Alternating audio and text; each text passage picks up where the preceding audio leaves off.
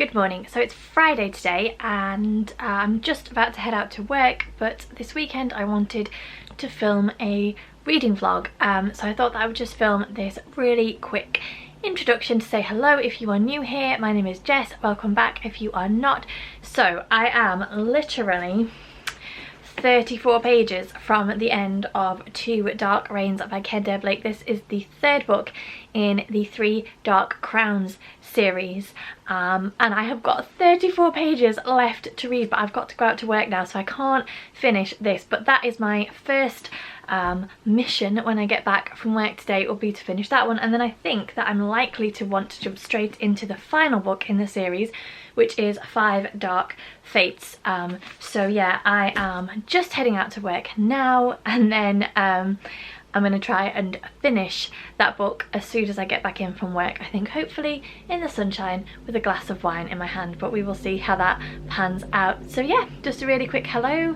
I'll check in with you all in a bit, and now I'm going to work.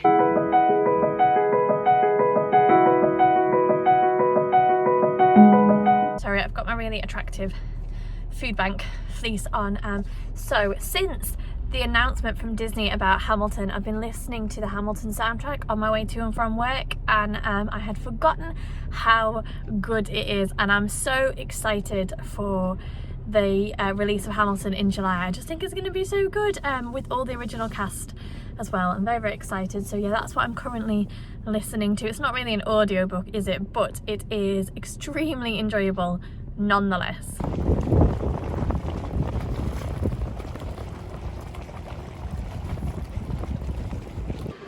I'm not going to move it, I'm just going to keep it there. Oh, I can't open it. Look, some little plant friends.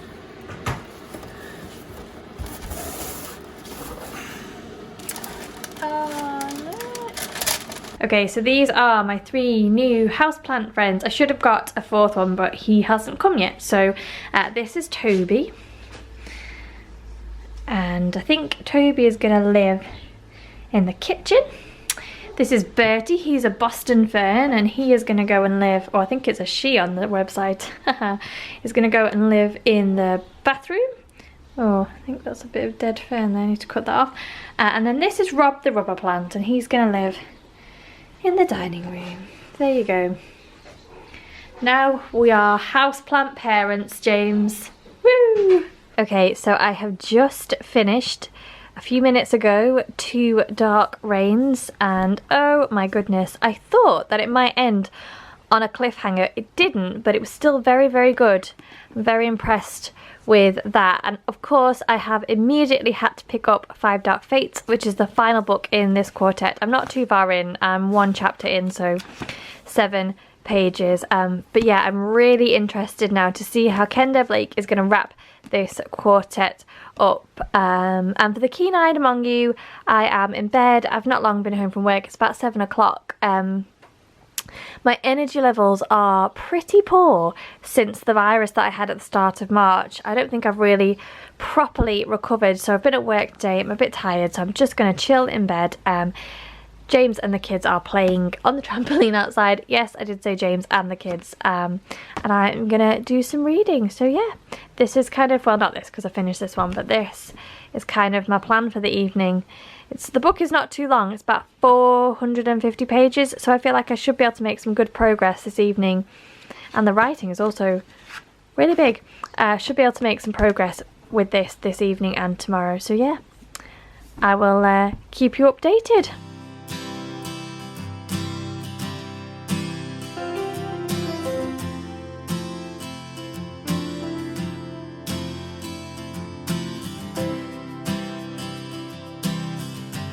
Good morning everyone. So little reading update. I have been reading this morning, and now I'm now 167 pages into Five Dark Fates and really enjoying it. I honestly have got no idea how Kendall Blake is going to wrap the series up, but it's so good. I love it. I love that I've just got no clue. Normally I feel a little bit frustrated if I don't have an inkling of what is happening, but just the pace and the characters and the way the story is unfolding, I'm just racing through it, desperate to try and find out how she's going to end it. And I like that the high stakes have remained, so we still don't know who's going to survive. We still don't know which one of our favourite characters is going to live or die. It's so good, it's so well executed and so readable, which I'm just loving. It's perfect for the current season for me. I'm really enjoying it. I'm going to have some lunch now and then do a little bit more reading, I think, this afternoon. So yeah,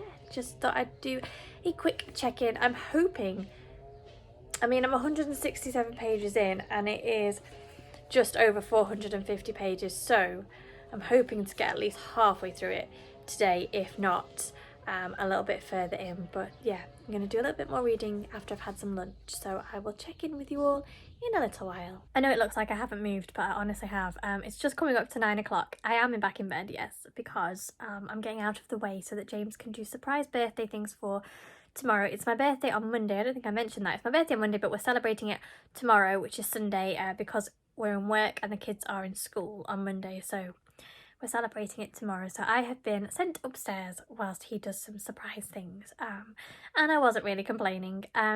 Didn't do much reading since my last update, so I think I said I was on page 167 in the last update. I'm now on page 204 of 5 Dark Fate, so I haven't made a ton of progress, but my plan this evening is to definitely do some more reading. I would love to get past the halfway point this evening, so we shall see.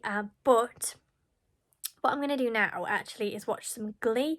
So Glee, I watched Glee when it first came out a number of years ago, and then obviously Netflix put the series on, but I never watched season 6, or I think most of season 5, so I decided to start watching it again from the beginning, and I'm up to season 5, and I'm up to the episode that they made after Corey Monteith died, and I've been avoiding watching it because I think that it's going to be really emotional, but I just need to watch it. Probably going to cry. Definitely probably going to cry. But yeah, I'm going to watch that.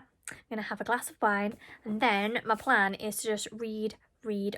So I'm sure that I will check in with you all in a little bit, but right now I've just got to get this episode watched, so I will see you all in a bit. I'm doing it, you guys. I'm doing it. 2 minutes and 8 seconds in, and honestly, I already don't know if I can cope. It's just so sad, isn't it? It's daft because did I know him? No, but it's still just sad.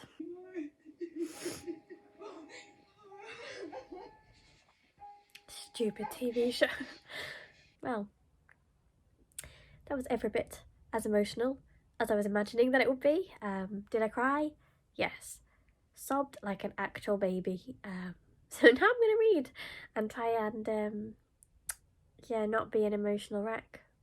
Hopefully Kendall Blake won't do anything too atrocious in the next 45 minutes of reading or so, because I don't think that I could handle it. But yeah, I don't know what it is about stuff like that that makes me just really cry, whether it's like from the point of view of a mum thinking about the loss of a child, or, you know, thinking about losing James, or I don't know, just I'm gonna take a minute and I'm gonna do some reading and hopefully not cry anymore. That's the hope. I feel like I'm always in my bedroom whenever I film a face-to-face clip for this vlog. Have been downstairs, but I've just come up to film because everyone is downstairs and it's quite noisy. So I can't remember if I mentioned that we were having a birthday celebration for me today. My birthday is actually tomorrow, but both myself and James are in work and the kids are in school. So yeah, James has planned a little birthday celebration, and it is in a Eurovision themed party, but we are going to Italy for it. So I've got on a little summer dress, and James has decorated everything in Italian colours downstairs, and it's very, very cute. So yeah, we're going to do that in a little bit. Just going to have some lunch now. In terms of reading, I've done lots of reading this morning. I am now just past page 300, so making such good progress, and kind of with only 150 pages to go, I'm now super invested in getting this finished and finding out how it's all going to end and tie together, because honestly I have so many questions and I don't know if they're all going to be answered in that small part of the book that remains, unless everything is just going to go bang bang bang bang bang. So yeah, kind of, I do feel like the story is gathering pace. This is a quartet that I have just really enjoyed. I don't know whether I've read the final 2 books at the right time, but they have just been so good, and I often get asked for recommendations for entry-level fantasy, and I'm going to do a separate video about that. But this quartet, the 3 Dark Crowns by Kenda Blake quartet, definitely I would recommend for it's YA, so it's easier to read, but it isn't angsty, and it has such a strong set of characters. There are high stakes, it's dark and gritty, and just so readable, and I very much enjoyed it.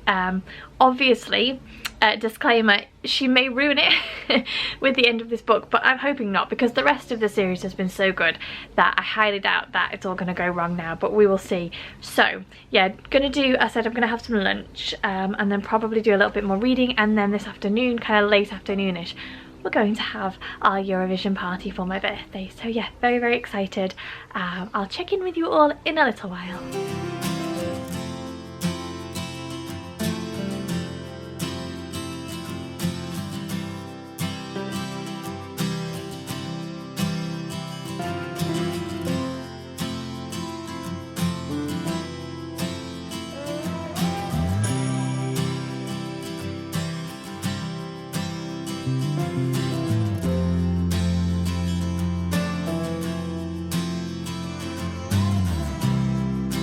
So I've had a bit of a change because now it's the evening. I have just finished Megan Hope, go away. Obviously I can't say too much about what happened because it is the final book in a quartet, but I am very pleased with the way that it ended. A couple of story arcs and the way that they concluded I felt was a little bit abrupt, and only slightly later on in the story did I appreciate them for what they were. When it happened I was like, oh my goodness, what? Like, are we just skimming over that? And then I even did go back and reread one of the things that happened, because I had a new appreciation for it having got to the end. But yeah, I thought that it was so good. It ended in a really satisfactory way, which is always a good thing for me, and I'm pleased with the conclusion of all the different character story arcs, and the way that Kenda Blake brought everything together. Am I still left with a few questions? Yes, this was probably a 4-star read for me, whereas I think the others have been solid 4.5 stars. But yeah, overall very pleased with that. So now now I need to choose what else I'm going to read, but I know that I'm getting a Kindle for my birthday tomorrow, so I'm tempted to not pick anything else up and read something on my Kindle. I've got quite a few books that I've been waiting for my Kindle for, rather than reading them on the Kindle app on my phone, because I find it quite difficult to use that. So yeah, I'm not sure whether I'll pick up a physical book or wait until tomorrow. It's only a few hours, but not having anything to read is a bit strange, so yeah, we'll see. So I couldn't do it, I couldn't wait, even though I'm probably not gonna have more than maybe half an hour to read this evening. I decided to pick up another book rather than wait for tomorrow and get my Kindle. So I've chosen 84K by Claire North. I have been having a real sci-fi craving since I picked up and enjoyed Ready Player One last week or a couple of weeks ago, and this fits the bill, plus the fact that this has been blurbed on the front cover, no less, by Emily St. John Mandel, who is the author of Station 11, which is one of my favourite books ever. So it says on the front, an eerily plausible dystopian masterpiece. Don't really know too much about what it's about, kind of feeling excited to go in with not knowing too much. But yeah, I have read another book by Claire North. I'm trying to think now what it was called, something with, I want to say Henry in the title.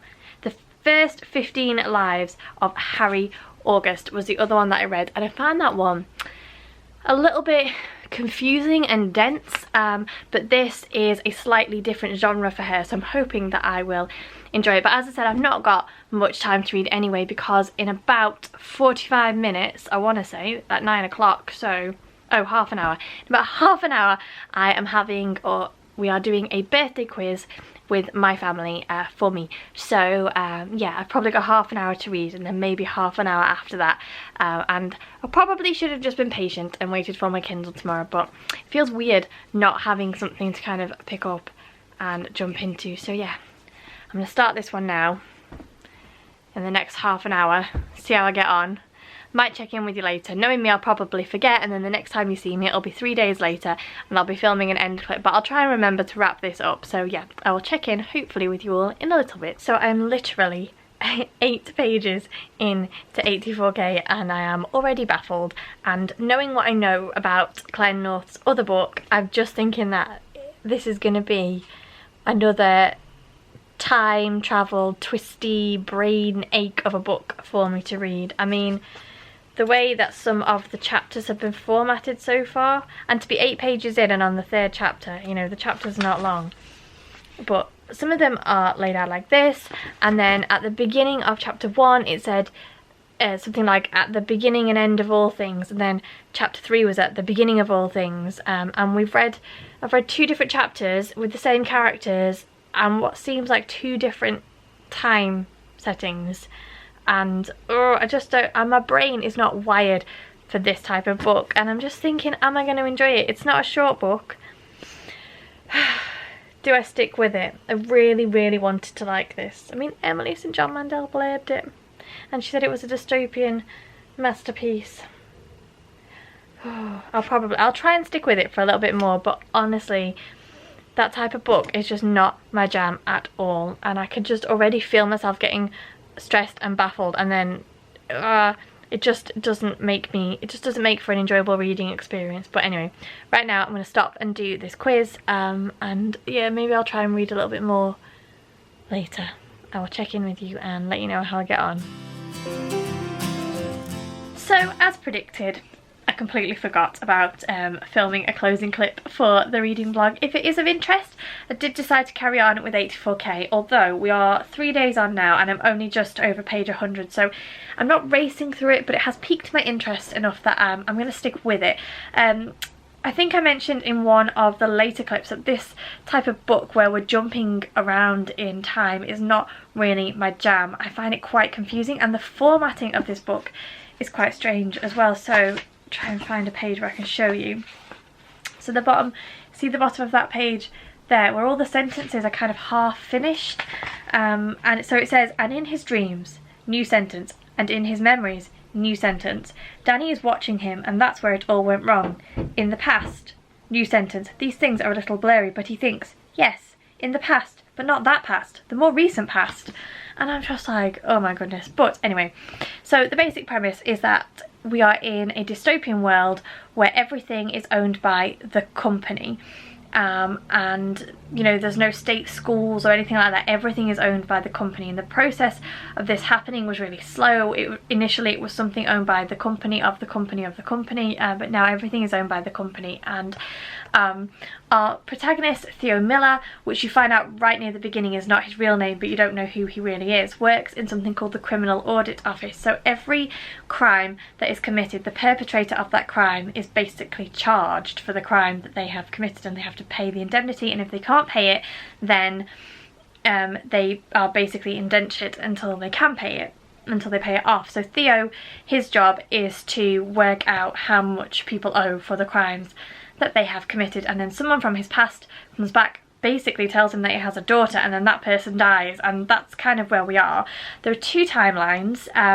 See, this is already, it's so confusing to explain. So we have that side of Theo's life, and then we're following Theo in another timeline where he has received some kind of injury and he's rescued by a woman and is now living on a canal boat.